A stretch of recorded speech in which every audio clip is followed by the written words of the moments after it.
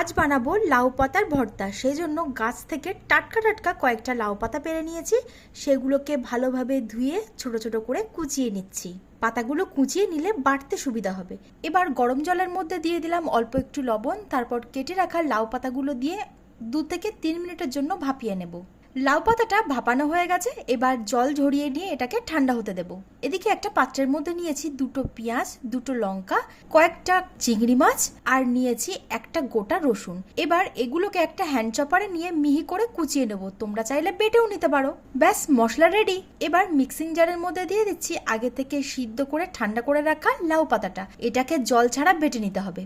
তোমরা চাইলে শিলেও বেটে নিতে পারো। এবার কড়াতে সর্ষের তেল গরম করে ফোড়নের জন্য দিতে হবে কালো জিরে, আর তারপর সেই মিহি করে কুচিয়ে রাখা মশলাটা লো টু মিডিয়াম ফ্লেমে রেখে মশলাটাকে খুব ভালোভাবে ভেজে নেব।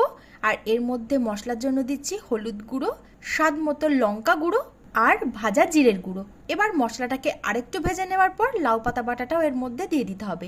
তারপর স্বাদ মতো লবণ আর একটু চিনি দিয়ে বেশ ভালোভাবে কষিয়ে নিতে হবে যতক্ষণ না জলটা শুকিয়ে যাচ্ছে আর জলটা শুকিয়ে তেল ছাড়তে শুরু করছে।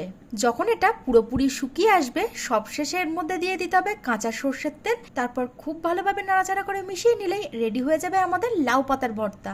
অবশ্যই তোমরা বাড়িতে এইভাবে একবার বানিয়ে দেখো, গরম ভাতে অসাধারণ লাগে খেতে। রেসিপিটা কেমন লাগলো কমেন্টে জানিও। আজ তবে এই পর্যন্তই, দেখা হবে নতুন একটা ভিডিও নিয়ে।